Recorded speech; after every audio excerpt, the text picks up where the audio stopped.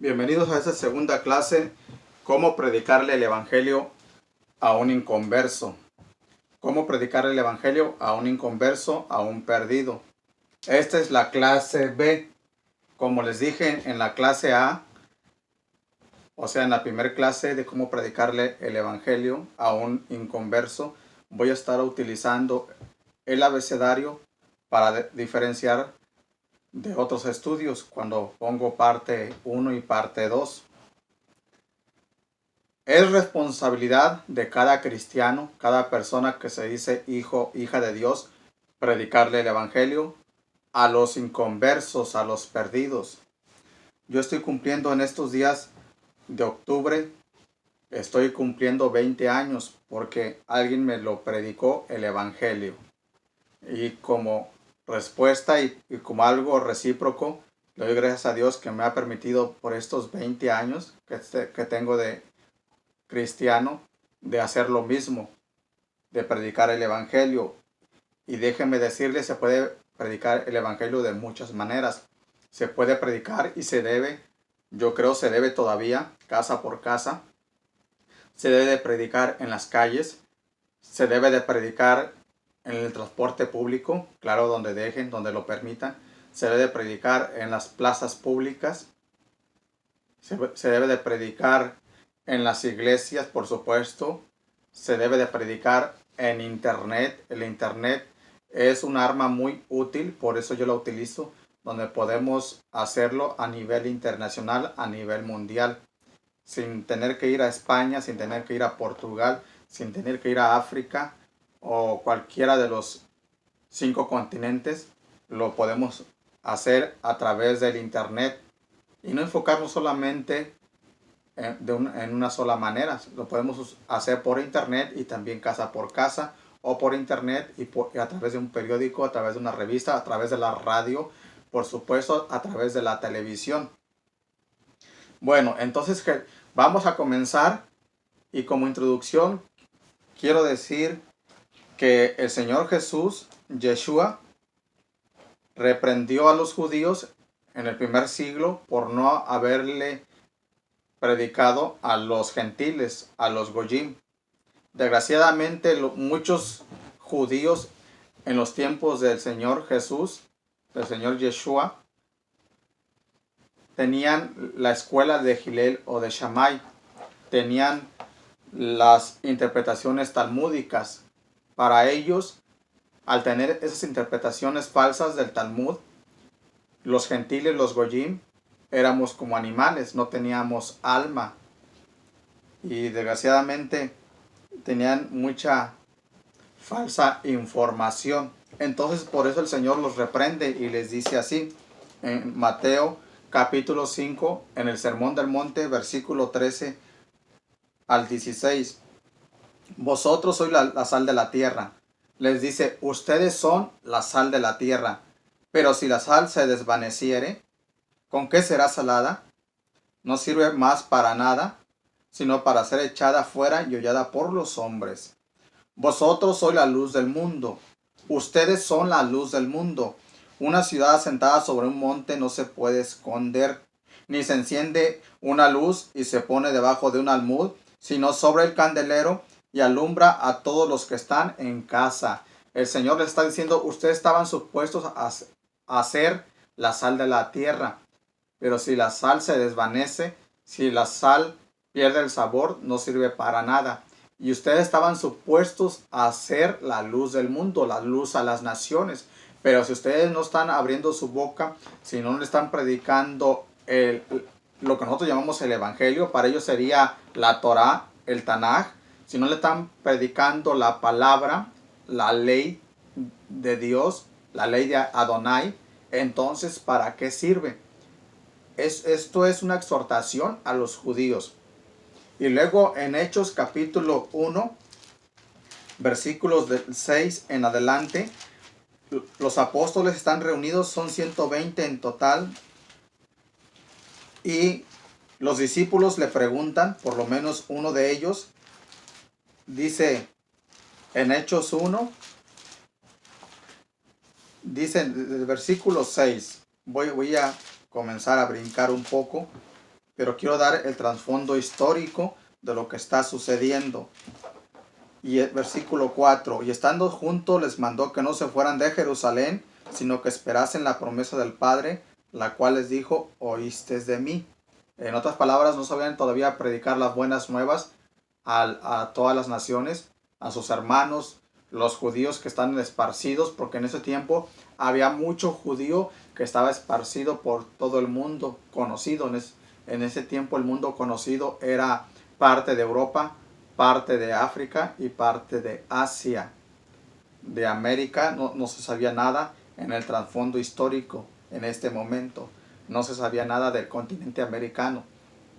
Entonces les dice versículo 5, no se vayan, porque Juan ciertamente bautizó con agua, mas ustedes serán bautizados con el Espíritu Santo dentro de no muchos días.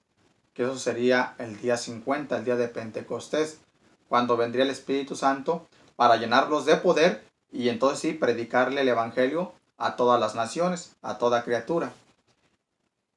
Entonces los que se habían reunido le preguntaron diciendo, Señor, Adonai, ¿restaurarás el reino a Israel en este tiempo? Esta pregunta es muy coherente, es muy lógica y muy obvia. Ellos están preocupados porque si Él es el Mesías, se supone que el Mesías se iba a sentar en el trono de David, iba a restaurar a Israel. ¿Por qué iba a restaurar a Israel? Porque en esos momentos estaban siendo gobernados por los romanos.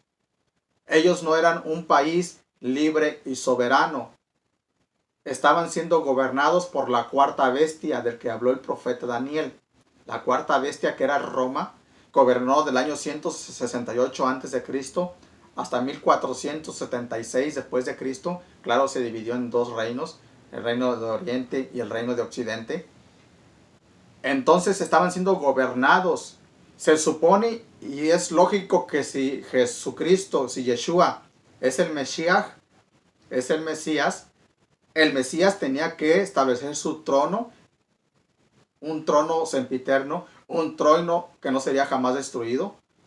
Jesucristo se tendría que levantar teóricamente contra los romanos y a espada, a una pelea a muerte, vencerlos y establecer su trono. Pero ¿por qué no lo hizo el Señor si sí podía? Si Él sí podía mandar llamar 12 legiones de ángeles. ¿Por qué no lo hizo? Porque Él sabía que Él primeramente tenía que morir. Una vez ya muerto, y aquí lo encontramos resucitado, Él sabía que faltaban 10 tribus, el reino del norte. El reino se le llama de Efraín también, el reino de Israel. No estaban todavía las 12 tribus. Entonces, ¿cómo iba a establecer su trono en esos días si todavía estaban perdidas las 10 tribus? Y no solamente estaban perdidas, ya se habían mezclado entre los gentiles, se habían casado entre ellos, que habían tenido ya descendientes, hijos, nietos y bisnietos, tenían descendientes de entre los gentiles ya. Entonces, Jesucristo, el Señor, Yeshua, sabía eso y sabía que iba a haber descendientes de las 12 tribus, de las 10 tribus principalmente en el continente americano en el año 2017. Entonces, por eso dijo en el versículo 8,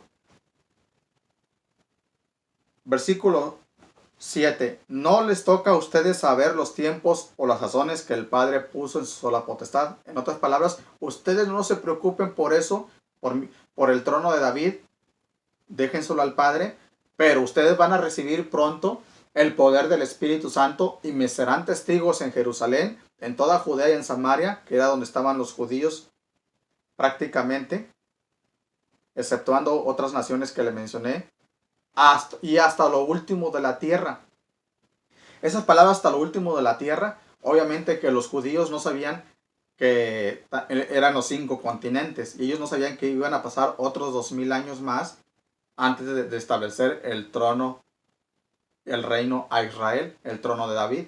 No lo sabían, pero el Señor sí lo sabía. Entonces nosotros, como cristianos, como personas que se han arrepentido, que han nacido de nuevo, debemos de predicarle a la gente que todavía no se le ha predicado. Entonces, ¿cómo le predicamos el Evangelio? Bueno, no voy a repetir lo que dije en la clase A, En esta clase B voy a decir lo siguiente.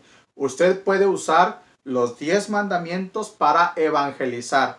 Usted puede utilizar los 10 mandamientos para ganar almas, para predicar el evangelio.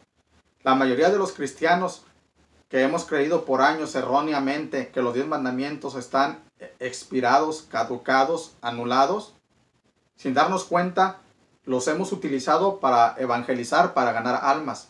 Cuando le decimos a la persona, usted reconoce que es pecador, que es pecadora, usted reconoce que merece un castigo, usted reconoce que ha quebrantado, ha transgredido uno de los mandamientos de Dios, y le mencionamos el no matarás, el no mentir, el no codiciar, el no adulterar, el honra a tu padre y a tu madre. Y es correcto eso que hemos hecho por siglos. Sin darnos cuenta, utilizamos la misma Torah, los mismos 10 mandamientos de Moisés para evangelizar, y es correcto. Entonces yo le quiero proponer eso. Usted vaya a Éxodo capítulo 20. Tal vez usted no sabe mucha Biblia, tal vez no se sabe muchos versículos de memoria, pero sí los puede memorizar poco a poco. Pero mientras los memoriza, váyase a Éxodo capítulo 20 y allí usted encuentra los 10 mandamientos. Se los voy a recitar rápidamente de una forma general, no como están escritos. Éxodo 20 dice el versículo 3, no tendrás dioses ajenos delante de mí. Ese es el primer mandamiento. El segundo mandamiento, no te harás imagen ni te inclinarás a ellas. Hasta el versículo 5.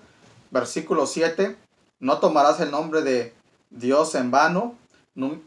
Cuarto mandamiento, 6 días trabajarás y el séptimo día es día de reposo. Es el cuarto mandamiento. Quinto mandamiento, honra a tu padre y a tu madre. Sexto mandamiento, no matarás. Séptimo mandamiento, no cometerás adulterio. Octavo mandamiento, no hurtarás, o sea, no robar. Y décimo mandamiento, no codiciar ni la casa de tu prójimo, ni la mujer de tu prójimo, ni nada de tu prójimo. Ahí da una lista. Entonces, no codiciar. Usted le puede decir a la persona que no es cristiana, que es inconversa, dígale que usted ha quebrantado uno de esos 10 mandamientos. Y póngase usted de ejemplo, dígale, yo reconozco que he mentido. ¿Usted reconoce que ha mentido? Sí, sí lo reconozco. Bueno, también puede usar, por ejemplo, Santiago 2.10. Dígale, en Santiago 2.10 nos dice que si guardamos si hemos quebrantado un solo mandamiento, nos hemos hecho culpables de todos. Dígale, ahora somos culpables de todos. Por cada vez que mentimos, nos hacemos culpables de todos los 10 mandamientos. Y yo se lo digo a usted entre paréntesis, eso fue lo que hizo el pueblo de Israel cuando Dios estaba hablando con Moisés en el monte Sinaí y se habían hecho un becerro de oro. Venía con las 2 tablas de piedra, los 10 mandamientos, las 2 tablas representando las 2 casas de Israel, los 2 reinos, y los aventó, las 2 tablas de piedra. ¿Por qué? Porque Moisés sabía que habían quebrantado en ese momento el primer mandamiento y había sido escrito con el dedo de Dios. Claro, Dios lo volvió a escribir los 10 mandamientos. He ahí la importancia de los 10 mandamientos. Entonces, use los 10 mandamientos. No los tiene que usar los 10 para hablarle a una persona inconversa. Use 1, 2 o 3. Si la persona reconoce que ha pecado contra Dios, se reconoce, si ha caído bajo convicción, la persona ya está lista para arrepentirse. Usted no trate de obligar a la persona. Si la persona ha caído bajo convicción, si le ha caído el 20, como decimos en México, si ha reconocido que ha pecado, que ha quebrantado los mandamientos de Dios, la persona, si lo reconoce en su mente, está lista para arrepentirse. Dígale, Jesucristo murió por nuestros pecados, derramó su sangre para darnos el perdón de pecados, para darnos la vida eterna. Él resucitó de entre los muertos al tercer día.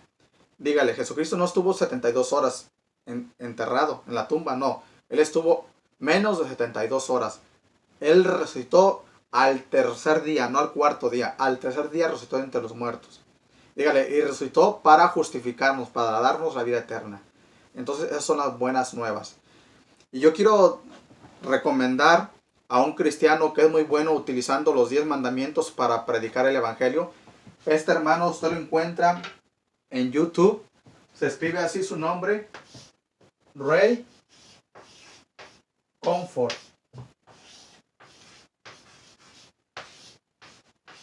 Yo he visto varios de sus videos y él es un experto, se ha vuelto un experto utilizando los 10 mandamientos para predicar el evangelio a testigos de Jehová, mormones, a ateos, agnósticos, etc. Entonces los 10 mandamientos son excelentes para que nosotros los utilicemos para predicarle el evangelio, que son las buenas noticias. ¿Cuáles son las buenas noticias? Que aunque nosotros somos pecadores, lo debemos reconocer. Si no hay arrepentimiento, no hay salvación. Es imposible que una persona se salve sin arrepentirse. ¿Qué se debe de arrepentir? Se debe de arrepentir de haber quebrantado por lo menos un mandamiento de Dios. Que se debe de arrepentir. Si la persona se arrepiente, déjeme decirle, automáticamente va a querer su perdón de pecados. Y no hay que forzar a la persona ni tratar de obligarlos, ni tampoco hacer la oración. Si hace la oración del pecador, qué bueno, pero si no lo hace, con que en ese momento haya creído la persona, déjeme decirle, la persona va a decir, quiero aprender más de la Biblia, aún sin haber hecho la oración, y es porque ha creído en el Señor. Con el corazón se cree para justicia. La salvación es interna. Claro, sale por la boca después de haber creído. Confesamos al Señor de diferentes maneras. Se acostumbra a hacerlo en una oración, pero no todo el tiempo se tiene que hacer la oración. Recuerdo que estaba predicando el evangelio en un hospital en Ciudad Madero, Tamaulipas, en México. Fui a orar por una señora, estaba enferma. Le prediqué, le di el plan de salvación, le di el mensaje, le di el evangelio. Y recibió al Señor ese día. Y mientras yo iba caminando, en esos cuartos de ese hospital, había cuatro enfermos, 4 camas. Y yo recuerdo que al ir saliendo me dijo la señora, dijo, oiga, espere. Me dijo, ¿me puede hablar a mí también de eso que le habló? Yo le dije, claro que sí. Y en ese momento le di el mensaje, el evangelio, y creyó en el Señor Jesucristo. Nunca vino a nuestra iglesia, no es un requisito para salvarse, eso es solamente para crecer espiritualmente, para aprender de la palabra de Dios, pero no es un requisito venir a la iglesia para salvarse.